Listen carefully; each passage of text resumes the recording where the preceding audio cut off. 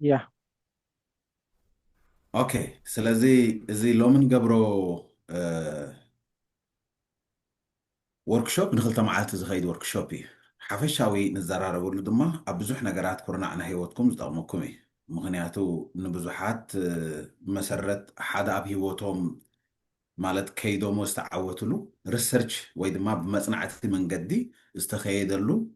ايه صحفات حيزلكم قرب ابزي مالتي حجي ريسيرش بيزد سلازخونه مصنعتاو صحف سلازخونه مدما نخلو سب مأكل زقبر سلازخونه قوتا عدم الزرع زي فلي سلز زاسوا إنا نخلو سب كباصح أبزي حجي خدام إذن عسرتن كاب سوات علنا شرك نبلوز والكخو مالتي تمنتاي بزحات كأخذ كاموس لازلو سلازي أبزك نردو وي كنجنزوبو زدلي حدا نقاري نفس وكف حاو حفتي مسامتي سبعي سبيتي كساتف مو كتكب تتكيمو دماني أتليس زوجي قلعة خيهلو الناس صباح نقو تساقي سبيت خيهلو الناس زي الشاقل أبو خيهلو الناس صباح نقو اتمنتاي زمالك أرى هوات كحلف ما نمسب بحقنا سلازغونا كم بيت مرتقى أرى ناسو سلازغونا سلازي إزوهاب زلونا يلومي عقل قلوت بناي أنا انترناشنال أكاديمي مسارت بمقبار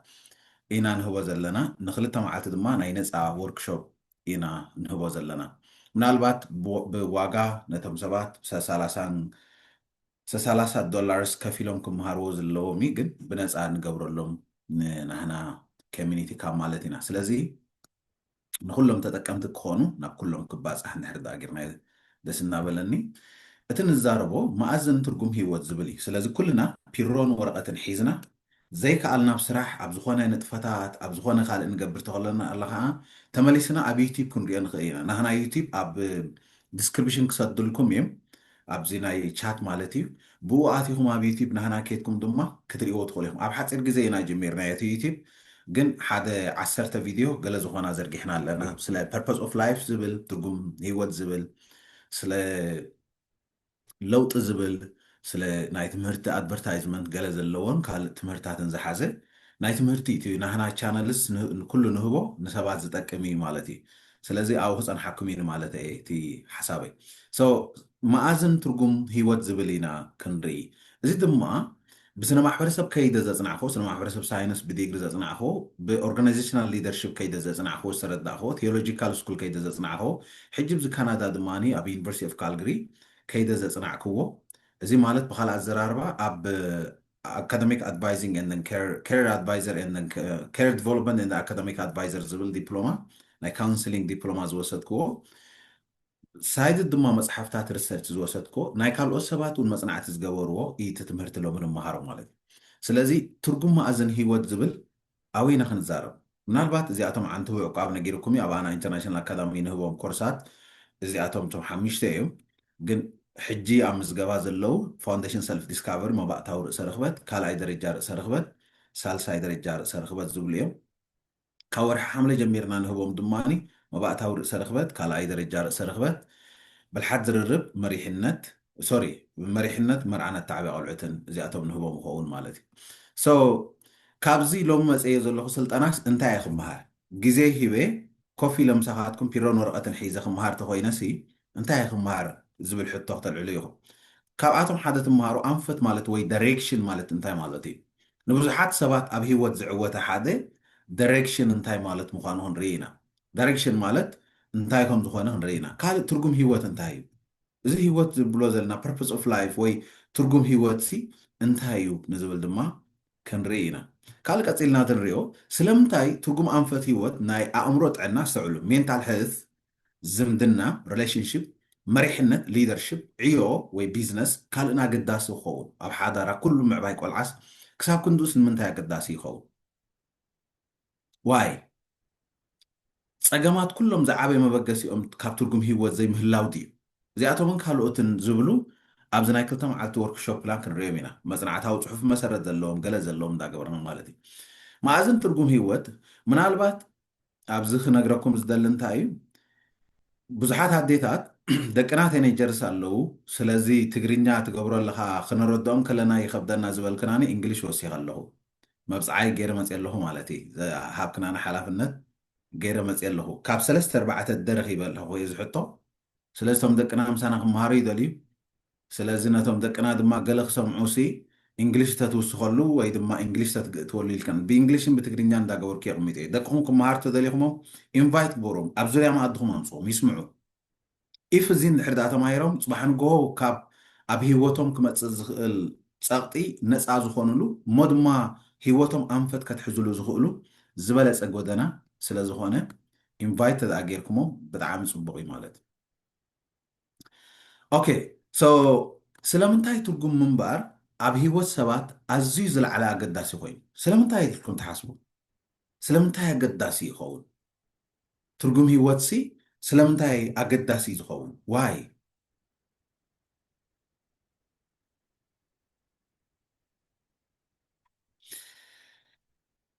ዶክተር ፍራንክል ዝበሃል ነዛ መፅሓፍ እዚኣ ፀሓፈ እቶም ስለምንታይ ዘየነፀሩ ኣብ ምንባር እቶም ስለምንታይ ዘይነፀሩ ኣብ ምንባር ንኩሉ ኩነተ ከመይ ይዕወትሉ እዮም ኢሉ እቶም ስለምንታይ ዘነፀሩ ኣብ ምንባሮም ንኩሉ ኣብ ምንባር ንኩሉ ኩነተ ነገራት ይዕወትሉ እዮም ኢሉ ሕጂ ኩሉ ግዜ ስለምንታይ ነገራት ትገብሮም ኣለካ ይትፈልጠንካ እንታይ ትገብር ኣለካ ግን we are so happy ክንገብሮም ማለት እዩ ሕጂ ኣብዚ ክንሪኦ ዝደሊ እዚ እንታይ መስለኩም ስለምንታይ ክንብል ከለና ስለምንታይ ትውለድ ኣለካ ስለምንታይ ትመርዕ ኣለካ ስለምንታይ ኣደ ትኸውን ስለምንታይ ኣቦ ትኸውን ስለምንታይ ትሰርሖ ዘለካ ትሰርሕ ኣለካ ስለምንታይ ኢኻ እቲ ምንባርካ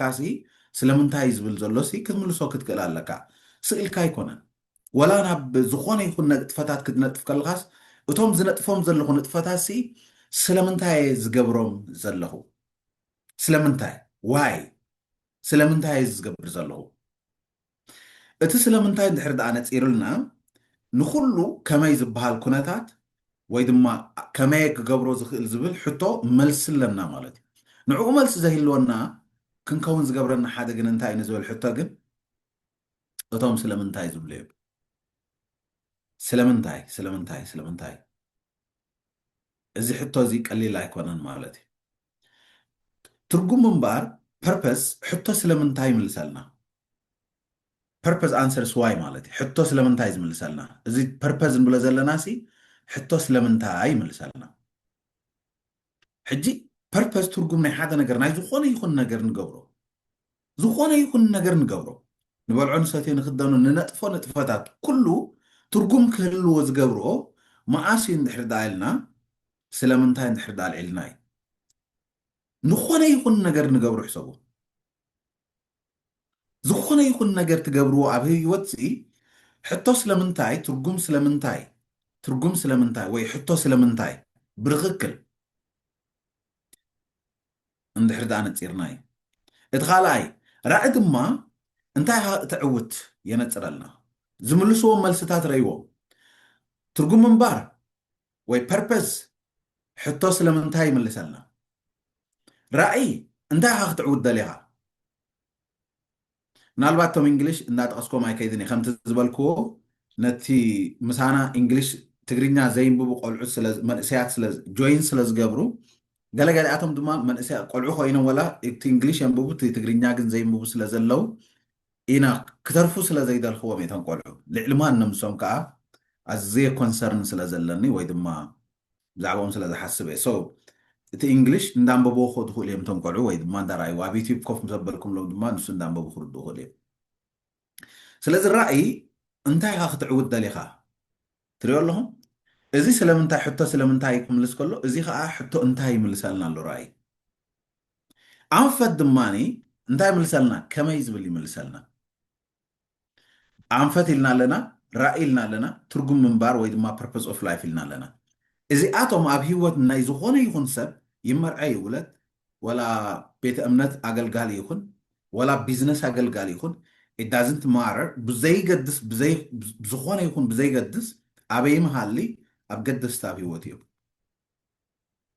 ሓንሳብ ክንሓቶም ዝግባአና ሕቶታት ካብ ዘይምሕታትና ንሰቃዮም ሰቃያት ክነግረኩም ኣይክእልን እየ ኣዝዮም ብዙሓት እዮም ትርጉም ምንባር ፐርፐስ ስለምንታይ ይምልሰልና እንተሎ ኮይኑ ራእይ ድማኒ ከመይ ዝብል ዝምልሰልና ዘሎ ኣንፈት ድማ ከመይ ዝብል ይምልሰልና ኣሎ ራእይ ድማ እንታይ ካ ክትዕውት ደሊኻ እዩ ዝምልሰልና ዘሎ እዚኦም ድሕሪ ደኣ ዘይለው ኮይኖም ሓደጋ ክፍጠር ከም ዝኽእል እዚ ነግረና ዘሎ እዚኦም ሓደ ካብቲ ሓደ ኣይበልፁን እዮም ግን እቲ ቀዳማይ ክመፅእ ዝግብኦ ስለ ፐርፖዝ ኦፍ ላይፍ ክትሓስብ ከም ካልኣይ ክትሓስብ ዝግብኣካ ስለ ራእይ እዩ ትርጉም ምንባር ምስ ሓሰብካ ትርጉም ሂወት ካልኣይ ራእይ ትሓስብ ካብ ራእይ ቀፂልካ ድማ ናበይ ትኸይድ ኣንፈት ዝብል ድማ ንኸይድ ቤን ኣንፈትካ ክትከይድ ደሊኻ ዘለካ ቤን ኣንፈት ሕጂ ብዙሕ ግዜ እቲ ንሕዞ መኣዝን ወይ ኣንፈት ንኸዶ እንታይ ንገብር መስለኩም ሓደ ነገር ቀልጢፍና ክንሰርሕ እምበሪ ቀልጢፍና ክንሰርሕ ማለት ብካልእ ኣዘራርባ ለሰይ ንበሎ ኢፍ እንድሕር ደኣኒ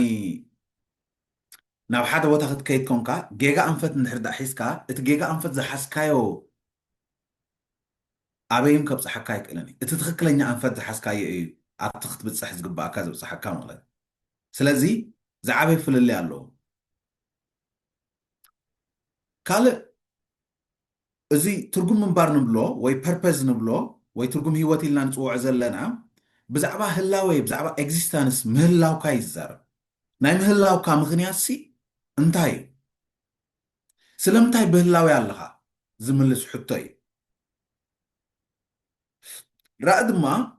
ብምናብካ ወይ ድማ ብስእሊ ኣእምሮ ንብሎ ወይ ድማ ብኢማጂኔሽን እቲ ድህስሶ ንፁር ስእሊ ናይ መፃኢ እዩ መኣዝን ምንባር ድማ እዩ ሕጂ ብከምዚ ክንግንዘቦ ደስ ይብለኒ እዩ ንምንታይ ብከምዚ ክንግንዘቦ ደስ ይብለኒ ዝብለኩም ዘለኹ ራእይ ዘይብሉ ሰብ ኣብ ምድሪ ናይ መጨረሻ ስትረስድ ዝኾነ ሰብ እዩ ዋይ ስትረስድ ዝኸውን ሰብ ራእይ ዘይብሉ ሰብ እቲ ምክንያት እቲ ሰብ ናይ ምንባር ሸውሃቱ ስለ ዝዕፆ ዘሎ እዩ እቲ ከይዲ ግን ራእይ ምህላው ንዓኻ ኣብ ሂወትካ እቲ ዝበለፀ ማለት እፎይታ ክህበካ ዝኽእል ወይ ድማ ዕረፍቲ ዝህልወካ እዩ ስለዚ ራእይ መጀመርያ ኤግዚስት ተገይርካ ወይ ድማ ሰብ ናብ ምንባር እንድሕር ዳ መፅኡ ምክንያቱ ሓደ ሰብ ክውለድ ከሎ ካብ ኣቦ ዘርኢ ካብ ኣደ ድማ እንቃቑሖም ዝተወስደ እዚ ሰብ እዚ ኣብ ማህፀን መፅኡ ቆልዓ ተሃኒፁ 9 ወርሒ ክመፅእ ከሎ መጀመርያ ክምረፅ ከሎ ካብቶም ክሳብ 5 ሚልዮንስ ዝኾኑ ስፐርም ናብ ኣደ ዝኣተውሲ ንሓደ እንቃቑሖ መሪፅ ዘምፅእ ዘሎ ፐርፐስ ስለ ዘለዎ እዩ ንዓኻ ዝመረፀ ወይ ንዓኺ ዝመረፀሲ ትርጉም ኣለዎ ወይ ድማ ፐርፐዝ ኣለዎ እዚ ትርጉም እዚ ድማኒ ምስ መፀኻ ካብቲ ውህበትካ መሰረት ምግባር ራእ ክትሕንፅ ኣለካ እዚ ድማ ትኸዶ ብምናብካ ትድህስሶ እዩ ንፁር ስእሊ መፃኢ መኣዝን ምንባር እዩ ዝገርመኩም ኣብ ምናብና እንታይ ኣሎ እንድሕር ዳ ተባሂሉ ምናልባት ካልእ ግዜ ሓደ መዓልቲ ብምናብ መፂና ክንመሃር ደስ ይብለኒ እዩ ግዜ ምስ ረኸብና ክንመፅእ ኢና ምናብ ማለት ወይ ድማ ስእሊ ኣእምሮ ኢማጂኔሽን ንብሎ ንደቂ ሰባት ክህብቶምን ከትኮዮምን ዝኽእል ወይ ድማ ስብእንኦም ዝሰርሕሉ ክፋል ባእታ ኮይኑ እዚ ምናብ ንብሎ ዘለና ክትህብትም ተደሊኻ ክትብልፅግ ተደሊኻ ጥዕናዊ ዝኾነ ሓዳር ጥዕናዊ ዝኾነ መንፈሳውነት ክህልወካ እንተኮይኑ ኩሉ ኣብ ምናብካ ዝሰኣልካዮ እዩ ምናብካ እንታይ ይመስል እዩ እዚ ምናብካ ስእሊ ኣእምሮካ ቀሚጥካዮ ዘለካ ቀሊል ነገር ከይመስለኩም ዓብ ነገር እዩ ንሕና ግን በቲ ቅድሚ ሕጂ ዝዘከርናዮ ኣብ ሊምፒክ ብሬን ወይ ድማ ኢሞሽናል ብሬን ንብሎ ናህና ስምዒታዊ ኣእምሮ ሓንጎል ኣብ ስምዒታዊ ሓንጎልና ተኸዚኑ ዘሎ እዩ ኣእምሮና ዘሰላስል ብካልእ ኣዘራርባ ረጅስተርድ ዝኾነ ተመዝገበ ናይ ሕሉፍና ጥራሕ እዩ ክስታይ ዝገብር ስለዚ ራእይ ብምናብካ እትድህስሶ ንፁር ስእሊ መፃኢ መኣዝን ምንባር እዩ እሱ እንድሕር ደኣ ኮይኑ ራእይ ራእ ኣለካ ዶ እዩ ትሕቶ ራእ ኣለክ ዶ እዩ ትሕቶ ራእ እንተ ደኣ ዘይብልና ብዙሕ ነገራት ክንከስር ስለ ንኽእል ካልእ ዳይሬክሽን ወይ ኣንፈት ንብሎ እዩ እዚ ኣንፈት ንብሎ ዘለና ድማኒ ንስኻ ካብ ውሽጥኻ ዝሓለንካዮ ብግብሪ ማለት ዝተሰነየ ኣተናናትካ ኣብ ውሽጥኻ ዝተሓለነ ሕልና ሓሳብ መሪፅካ ናብቲ ዝደለካዮ መደብ ክትከይድ ከለካ እዩ እዚኦም ኣሰኒኻ ኣብ ትኸደሉ ግዜ ዳይሬክሽን ዝብሎ ዘሎ ኣንፈት ኢንቴንሽናል ኣላይመንት ምስናትካ ማለት ሰባት ከምዚ ሓሊነ ነይረ ከምዚ መዲበ ነይረ ኣቦታትና ኣዴታትና ክዛረቡ ከሎም ተሰሚዕኹም ሓሊነ ነይረ መዲበ ነይረ እዩ እዚታት ድማ ከምንታይ ዝብገስ እዩ እዚ ከምንታይ ዝብገስ እዩ እዚ ዝብገሰሉ ምክንያት ሓደ እቲ ሰብ እቲ ኣብ ውሽጢ ዘሎ ኪሮሲቲ ወይ ድማ ህንጥይነት ዝበሃል እዩ ነቲ ዳይሬክሽን ወይቲ ድማ ነቲ ኣንፈት ክትከዶ ዝገብረካ ህንጥይነት ኣምላኽ ኣብ ነፍሲ ወከፍ ሰብ ዘቐመጠ እዩ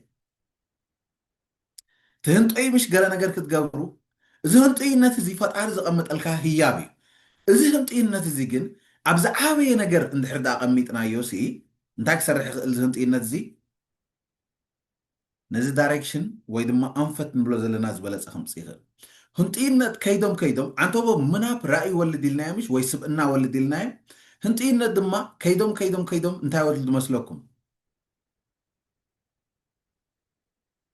ፎካስ ኣቴንሽን ኮንሰንትሬሽን ዝበሃል ብእንግሊሽ ኣቓልቦ ኣትኩረት ክትቅሰብ ከለኻ በዚኣቶም ተቐሲብካ ክትገይድ ከለኻ ንዓኣቶም እዩ ዝወስን ስለዚ ነጥበይ እዚ እዩ ኣብ ውሽጥኻ ዘሎ ኣተና ወይ ክሮሲቲ ህንጥይነት እንታይ ዝመስል ምፍታሽ ናይ ገለና ብትክክል ኣይንሕሶን ኢና ምስ ምንታይ ነትሕዞ መስለኩም ምስ ኢጎ ምስ ስስዕቲ ነትሕዞ ኣንነት ነትሕዞ ኢጎሰንትሪክ ወይ ኣንነታዊ ዝኾነ ወይ ስስዕታዊ ዝኾነ ነገራት ነትሕዞ ኣነ ደይ ንሰብኣይ ይኮን ከሎ ኣነ ደይ ንሰበይተይ ይኮን ከሎ ከመይ ገይሩ ንዓይሱ ይብለፀለይ ዓይነታት ነትሕዞ እቲ ኣተና ናህና ወይ ድማ እቲ ናህና ህንጥይነት ፈጣሪ ዝሃበና ብልፅ ህያብ እያ ኣስተውዕልዋ እዚኣ ድንቂ ነገር እያ ኣተና ናይ ሰባት ኣተና ኣመለኻኽታ ትወልድ ናይ ሰባት ኣተና ኣተሓሳስባ ትወልድ ማይንድሴት ኣቲቲድ ንብሎ ብእንግሊሽ ድማ ማለት እዩ ናይ ሰባት ኣተና እንታይ ትወልድ ከይዳ ኣቴንሽን ኮንሰንትሬሽን ወይ ድማ ዳይሬክሽን ትበና እዚኣ ቀላል ከይመስለኩም ኣንፈት ዝበሃል ኣባኹም ኣሎ ሱቕ ኢሉ ዝመፀ ኣይኮነን ናብ ውሽጥኹም ተተመሊስና ሕጂ ዲፕ ናባኹም ድሕሪ ኣቲየ ኣብ ውሽጥኹም ዝኣተና ዝበሃል እቲ ፍቕሪ ዝኾነ ፈጣሪ ኣባኹም ኣቐሚጥዎ እዩ እዚ ፍቕሪ ዝኾነ ፈጣሪ ኣተና ክቕምጥ ከሎ ኣንፈት ትበሃል እዚኣ ምስ ኣተና ዘላ ኣተና ንብላ ዘለና ኪሮሲቲ ወይ ድማ ህንጥይነት ንብላ ዘለና እዩ ማለት እዩ ህንጥይነት ተጥፊኡ ሰብ ናይ ምንባር ወንውን ይስእን እዩ ኣስተውዕልዎን ፐርፐስ ኦፍ ላይፍ ትርጉም ሂወት ክንብል ከለና ቪዥን ክንብል ከለና ዳይሬክሽን ክንብል ከለና ዘይነፃፀሉ እዮም ኣንፈትካ እንታይ ይመስል ኣተናኻ እንታይ ይመስል ገሊኣቶም ምስ ኢጎ እዮም ዝወስድዎ ወይ ድማ ምስ ስስዕቲ ወይ ምስ ኣንነት እዮም ዝወስድዎ ዝበልኩም ከይመስለኩም ነቲ ኣተንኦም ብጌጋ ክስታይ ገብርዎ እሞ ወይ ብመስተ ወይ ብምዕማፅ ወይ ብምብዳል ገዛ ርእሶም ይብድልዋ ፕሊዝ ካብታ ንስኻ ሒዝካያ ዘለኻ ሰብ ካብዚ ንስኻ ዘለኻዮ ሰብ ስኻ ብገዛእ ርስኻ ንስኽ ብገዛእ ርስኺ ዝበልእ ሰባ ምድሪ የለን ኦነስትሊ ዝነግረካ ዘለኹ ዋይ ዝነግረኩም ዘለኹ መስለኩም ንዓኻ ዝመስል ቅድሚ ሕጂ ፈጣሪ ይፈጠረን ድሕሪ ሕጂ እውን ኣይፈጠረኒ ሕጂ እውን ኣይተፈጠርካን ንስኻ ክትድገም ትኾንካ ካብ ወድኻ ጥራሕ ካብ ሓንቲ ማህፀናት ደ ሚልዮንስ ቆልዑ ኩሎ ዘለዉ ዘይትድገም ሰብኻ እዚ ኣተናኻ ብትክክል ተተጠቂምካሉ ግን ተፈጥሮ ፍጡር ፍጥረት ሰብ ንኩሎም ክትጠቅም ትኽእል ብሉፅ ድንቂ ፍጥረት ይኺ ዕድመኻ ብዘይገድስ ፆታኻ ብዘይገድስ ዕድመኻን ፆታኻን ኣይውስነን እዚ ፕሌስ ብዕድመኻን ፆታኻን ከይትርዮም የኣር ስፔሻል ብሉፅ ሰብ ኢኻ ሓንሳብ መረጅ ፈይል ኮነና ናይ መርዓ ሓዳር ንደቅና ከመይ ጋይድ ክንገብሮም ከም ዘለና ቢዝነስ ክንመርሕ ከለና ኮንፊዝ ንኸውን ኣብ ብዙሕ ካውንስሊንግ ርአ ኣለኹ ብዙሕ ካብ 219 ናይ ካውንስሊንግ ሴሽን ኣለና ናይ ምክሪ ኣገልግሎት ኣብ ሓዳር ንህቦም ኣብ ውልቃዊ ሂቦቶም ኣብ ቆልዑት ኣብ መሪሕነት ኣብ ላይፎም ኣብዚ ክሪኦ ከለኹ ግን ሰባት እንታይ ስለ ዝሰኣንዮም ነዚ ነገራት ዝሚስ ዝገብሩ ፐርፐስ ኦፍ ላይፍ ናቶምን ቪዥን ናቶምን ዳይሬክሽን ናቶምን ሚስ ስለ ዝገበሩ ጥራሕ እዮም ስለምንታይ ትወልድ ስለምንታይ ትብርዖ ስለምንታይ ኢኻ ትነብር ዘለኻ እዚኣቶም ሕቶታት ክትምልሶም እንድሕር ዳ ዘይክኢልካ ከጨንቑኻ ግድን እዩ ዝኸውን ንስኻ ተፈቂርካን ኣፍቂርካን ክትነብር ተሓሊኻን ሓሊኻን ክትነብር ዝግባኣካ ፍጡር ሰብ ኢኻ ስለዚ ዝኣተና ወይ ድማ ዝኣንፈት ንብላ ዘለና ኢንቴንሽናል ወይ ድማ ካብ ውሽጢ መዲብካ ሓሊንካ ትግበር ነገር እዛ ህንጥይነት እያ እታ ህንጥይነት እታ ምሕላን ንብላ ዘለና ከይተጥፍእወን ንሰን ተጠፊአን ናይ ምንባር ወንና ተወሲድሎ ማለት እዩ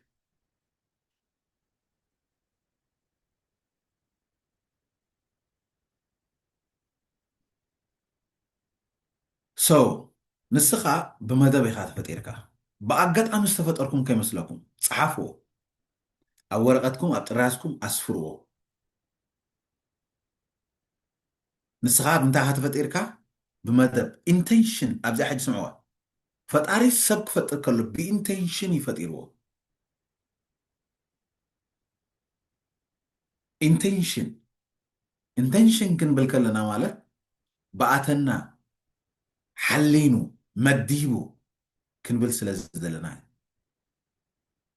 ብዘይገድስ ዕድመኻ ብዘይገድስ ጉዳይካ ብዘይገድስ ኩነታትካ ተሓልፎ ዘለኻ ተሓልፍዮ ዘለኺ ርግፀኛ እየ ካብታ ዘለኻያ ሓንቲ ስቴፕ ካብታ ዘለኽያ ሓንቲ ስቴፕ እታ ዝበለፀት ገፅታ ናይ ሂወትካ እታ ዝበለፀት እያ ዋይ ኣብ ሰባት ክሪኦ ከለኹ ክግንዘቦ ከለኹ ብዙሕ ግዜ ዋላ መፅናዕቲ ሪሰርች ክገብር ከለኹ ክልወጡ ዘለዎም ወይ ድማ ክዓብዩ ዘለዎም ወይ ሓደ ነገር ናብቲ ዝኾነ ነገር ክበፅሑ ናብ ረኣዮምሲ ኣዝዮም ርሕቀት ዘለዎም መስሎም ኖ ናይ ሓንቲ ሳንቲም ክልተ ገፅ እያ ሽፍቲ ምግባር ጥራሕ እታ ሽግር ግን ኣባኻ ተሰሪሖም ዘለዉ ነገራት ብትክክል ዘይምርኣዮ ሕጂ ኣብ ደገይ ለውጢ ይመፅን እዩ ኣብ ደገ ከይድካ ለውጢ ክምፅእ ኣይክእልን እዩ ኢኮኖሚክስ ኣፅንዕ ኢንቨስትመንት ኣፅንዕ ቴክኖሎጂ ኣፅንዕ ወላ ኢንጂነሪንግ ኣፅንዕ ኮምፒተር ሳይንስ ኣፅንዕ ዝኾነ ትኹን ብዘይገድስ ኣባኻ ዘይተለወጠ ነገር ኣብ ደገ ይልወጥን ሓደ ነገር ክነግረኩም መፃኢኹም ኣብ ቅድመኹም ኣይኮነን መፃኢኹም ኣብ ውሽጥኹም እዩ ክደግመልኩም እየ መፃኢኹም ኣብ ውሽጥኹም እዩ ኣብ ደገ ይኮነን ኣብ ውሽጥኻ ኢኻ ትሰርሖ ዝበዝሐ ሰብ መፃኢ እንታይ ክኾነልካ እንተዘኢልካዮ ስለ ዊሽ ናቱ ዊሽፉል ቲንኪንግ ማለት ምንዮታት ዓይነታት ይዛረበካ ኣብ ሪያሊቲ መፂኻ ክትሓቶ ከለካ ግን ንፁር ስእሊ የብሉን ንፁር ስእሊ እንተኣ ዘይብልካ ኮይኑ ድማ ካበይ እንታይ ስለ ዝኾነ እዩ ንስኻ ብመደብ ከም ዝተፈጠርካ ስለዘይስተውዓልካ ወይ ስለዘይስተውዓልኪ እዩ ገሌና ድማ ርኣ ዝሓዝና ገለ ዝሓዝና ኣይ እዚስ ክበፅሖ ዘይክእል ኢልካ እኒኢኻ ምክንያቱ በዚ በዚ ከይድካስ ብዙ ኩነታትስ በቃ ሰፊሒሎ ወይ ዓብይሎ እዚስ ከመይ ኢልካ ክብፃሕ ይከኣል ሓደ ነገር ክነግረካ ራእይ ዝበዝሑ ሰባት ራእይ ዘይብሎም እዮም ዝበዝሑ ፍራስትሬትድ ዝኾኑ ሶሪ ኩሎም ራእይ ዘይብሎም ሰባት ስትረስድ እዮም ራእይ ዘይብሉ ሰብ ስትረስድ ሰብ እዩ እቶም ስትረስድ ማለት ፀቕጢ ዘለዎም ሰብ እዮም እቶም ራእይ ኣለዎም ግን ከመይ ከም ዘተግብርዎ ዘይፈለጡ ከዓ ፍራስትሬትድ እዮም ነገራት ዝጨናንቆም ማለት እዩ ስለዚ እንታይ ክፈልጡ እዩ ዘለዎም ቤዚክ ዝኾነ ነገር መፃኢኻ ውሽጥኻ እዩ ኣብ ብልዕለኻ ኣይኮነን ብሓደጋ ዝተፈጥረ ወይ ብወዝቢ ዝተፈጠረ ሰብ የለን ኣነ ብወዝቢ ተፈጢረ ወይ ብሓደጋ ተፈጢረ ዝብል ሰብ ተሎ ፊት ንፊት ሕጂ ክንማጎት ንኽእል ኢና ብወዝቢ እየ ተፈጢረ ነው ወላ ኣስተውዕሉ ንምንታይ ከምኡ ዝብል ዘለኹ ቅድሚ ሕጂ ኣነ ብሓደጋ እየ ተፈጢረ ምክንያቱ ብሓዳር ከማን ኣይኮንኩን መፅአ ኣቦይ ብከምዚ ኮይዱ ወሊዱኒ ዝበለኒ ሰብ ፈልጥ እየ ነው ብሓደጋ ኣይኮንካን ካብቶም ኩሎም ዝነበሩ ስፐርም ንስኻ ተመሪፅካ ክትወፅእ ዝገበረካ ስናት ኣክሲደንት ኣይኮነን ኣቦኻን ኣደኻን በቲ ሓዳር ደም ወሊዶምካ ብካልእ ደም ወሊዶምካ ኢዳዝንት ማረን ንስኻ ገዳሲ ምዃኑ ግን ብመደብ ዝፈጠርካ እዩ ኣክሲደንታል ዝመፀ ሰብ የለን ቀዳማይ መፅሓፍ የንብብ ነይረ ኣብታ መፅሓፍ ድማኒ እንታይ ትብል ዝተገንዘብክዋ መስለኩም ሓንቲ ኣብ ኣሜሪካ ትገብረ እሞ ካብዚ ምዕራባዊ ዓለም ንለዋመይ ነግራ ነይረ ንበዓልቲ ቤተይ ማለት እየ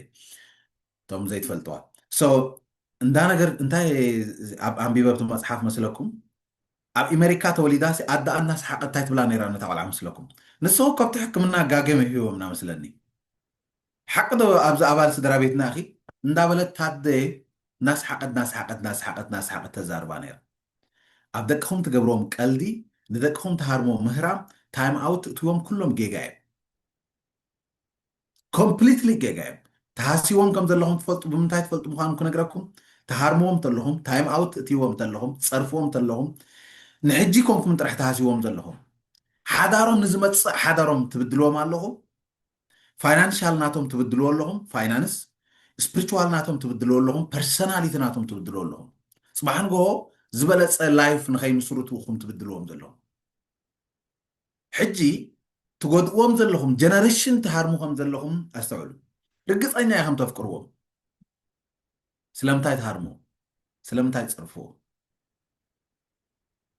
ኣክሲደንታል ኮይኖም ወይ ድማ ብወዝቢ ብሓደጋ ዝተፈጥሩ ኮይኑ ክስምዖም ትገብርዎም ንምንታይ ድሓርታ ኣደ ከምኡ እንዳበለታ ድሓር ናይ ርእሰ ምጥፋእ ስምዒታት ኣብ ውሽጣ ክመላለሳ ከሎ እንዳቐፀለ ክቅፅል ከሎ ኣብ መዓልታት ሓደ መዓልቲ ግን እንታይ ኣጋጢሞ መስለኩም ሓደ ሰብ ወሲዱ ዓሚፁ ኣብ ገዝኡ ተደጋጋሚ ዓሚፅዋ ደው ኢላ ሃላ ሽዑ ካብኡ ሃዲማ ካብቲ ገዛ ሃዲማ ነዳእ ትደወለላኻ ዳ ኢልዓለታ ድሕሩ ቀቢፃ ኣብ ሂወታ በቃ ነብሰ ቅድለ ጥራሕ ክትፍፅም ሓሲባ እዚ ፀሓፊ ሳይካትሪስት ዝረኸባ ማለት እዩ ሶ ትራማታይዝ ኮይና ማሕሰይቲ ናይ ኣእምሮ ወሪድዋ ማለት እዩ ድሕሩ ናበያ ከይዳ እዛ ሰብ እዚኣ ድሕሩ ኮምፕሊትሊ ብሆስፒታላይዝ እያ ኮይና ገዛእ ርእሳ ክትሕከም ክንደይ ኣቦናን ኣደናን እንዳፍርሑና ዝመፁ ኣስተውዕሉ እዚ ሕጂ ንገሌኹም ቴራፒ ክኸውን ይኽእል ወይ ኣቦና ወይ ኣደና ዝሃርሙና ዝብድሉና ዘፈራርሑና ዘሳቂና ነይሮም ተኮይኖም ወይ ኣቦና ነደና ክብድላ እንተርኢና መስተ ሰቲ ድዩ ካሃርማ ድዩ ገለታት እንተርኢና ወይ ኣደና ነቦና ክትብድሎ እንተርኢና ኣብ ልብና ትራማታይዝ ኮይንና ኣለና ወይ ወለድና ይሃርሙና እንተኮይኖም ድማ ቻይልድ ትራማ ኣለና ማለት እዩ እዚኣቶም ናበይ ይወስዱና መስለኩም ምሳና ይዓብዩ ኣብ ሓዳር ምስ መፃና ኤግዛክትሊ እዚ ብርእሰ ርክበት ንምህሮ እዩ ኤግዛክትሊ ዝተሰርሕኩሞ ፋውንዴሽን ሰልፍ ዲስካቨሪ ንሱ ኢና ንሪኦ ወላ ብኣድቫንስድ ከይድና ፈቲሽና ልክዕ እንተሪኢኹም ኣቦኻን ኣደኻን ይቆያቁ እንተነይሮም ሓዳርካ ናይ ምቁያቅ ተኽእሉ ልዑል እዩ ኣቦኻን ኣደኻ ሃርም እንተነይሩ ንስኻ ናይ ምህራም ተኽእሎኻን ሰበይትካ ልዑል እዩ ወይ ድማ ኣቦኻን ኣደኻን ተተፋትሖም ናይ ምፍታሕ ተኽእሎኻ ልዑል እዩ እንድሕር ዳ ኣቦኻ መይቱካ ወይ ኣደኻ መይታሃካ ኣቦይን ኣደይን ከይሞትዎም ንደቀ ኢልካ ሓዳር እሱ ፍርሒዝካ ህታት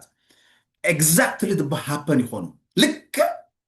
ኣብቲ ሓደ ይኾኑ ክሳብ 90% አንለስ ኣብ ሓደ መድረክ ኣሸኒፍካዮ ስዒርካዮ ወይ ተማሂርካ ወይ ኣንቢብካ ወይ ድማ ኣብ ዙርያ ገለ ሰባት ሓጊዞምካ እንተዘይሰኻኺልካዮ ንሳያ ትቕፅል ክሳብ ክንደይ ሓያል ማለት እዩ ትሪእዎ ኣለኹም ሰብ ስለዚ ኣክሲደንታል ዝተፈጥረ የለን ድሕሩ ዝሓፍቲ ኮምፕሊትሊ ሂሊንግ ምስ ረኸበት ገለ ምስ ረኸበት ክትከይድ ከላ ሓደ ነገር እያ ፕሮሚስ ኣትያ ማንም ቆልዓ ኣክሲደንታል ዝመፀ የለን ኣክሲደንት ዝፍፅሙ ግን ፋሚሊ እዮም ክትብል ጀሚራ ስለዚ ውላድካ ዘይተፈቕረ ክስምዖ ኣብ ማእኸል ቤትካ ዓብ ገበን ትፍፅም ኣለኻ ማለት እዩ ብካልእ ኣዘራርባ ኔክስት ጀነሬሽን ኢኻ ትብድል ዘላ ክንብድሎም ኣይግባአናን እዩ ሰበይትኻ ንምንታይ ትብድላ ኣቦኻን ኣደኻን ሲ ንዓኻ ኩሉ ከስኪሶም ክበልዕዎን ክሰትይዎን ዝግብኦም ክክደንዎ ዝግብኦም ገዲፎም ዕብዮም ህያብ ሂቦም ኣምሽ ክተመስግነካ ኣለዋ ኤግዛክትሊ ልክዕ ድማ ንሰበይትኻ ከምኡ ገይሮም ዝዕበይዎ ኣለዉ ኣመስግና ስለዚ ኣክሲደንት ዝመፀ ሰብ የለን ከምኡ ዓይነት ስምዒት እውን ክስማዓኩም የብሉን ንስኻ ወይ ንስኺ ብኣክሲደንት ዝመፀኹም ኣይኮንኩምን ንደቅኹም ከምኡ ክርድእዎም ኣይግብኦም ኣብ ሳብ ኮንሽስ ማይንድ ሓንሳብ ከምኡ ይርዳእና እዩ ወይ ድማ ከምዚ ኸ ኣሎ ኣይ ኣነ በሊሕ ኣይኮንኩን ክስቶ ይበልሕ ኢማጅን ሕጂ ሕሰቦ ኣነ በሊሕ ኣይኮንኩን በርሂው በሊሕ ካባይን ላዕሊ እንታይ ኢለ ንበርሂ ጥራሕ በሊሕ ሂበ በሊሕ ማለት ኢንተሊጀንት ማለት እዩ ወይ ድማ ጥበበኛ ወይ ንፉዕ ኣነ ከዓ ሕማቕ እንድሕር ገዛእ ርእሰ ይወስዳ ኣለኹ ኣክሲደንታል ከም ዝመፃ ኮ ዝሓስብ ኩልኻትኩም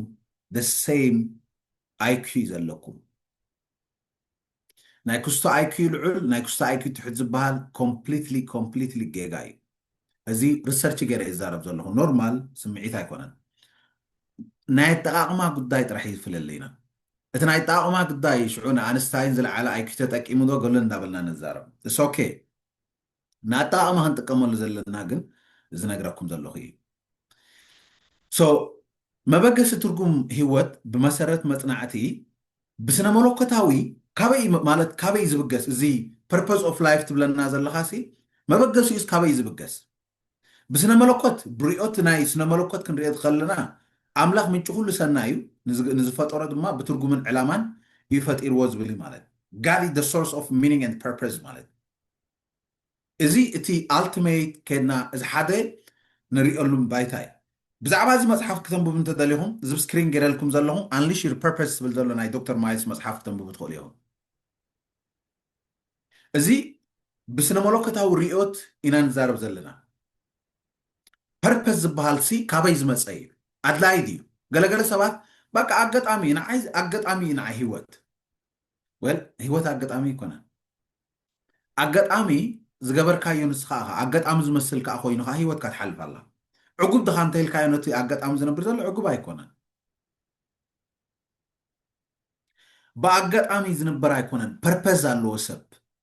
فتار ديزاين جريم سيو قال سبات أنا زدلي زنبركن أبنت حكيمي جن خوينو حجي مسيخ أني تايم مو بقى نهله لك حجي حكيم هيكون كن زله وي انتاين والله خاب حكي ممهر يزله وي ناي قلا يزله انتاي لك حكيم مجمريا اتسب زي تردو زله زي بروفيشنن مويان وهبتن في اللي كم زله ما يتردو كلاي نتبي نسخات من يزنبركا wishful thinking كابخا خاب ناتكا سمعيتات تبقسة دي وإيس كابيز تبقسة that's the point نرد أوز دالي مالت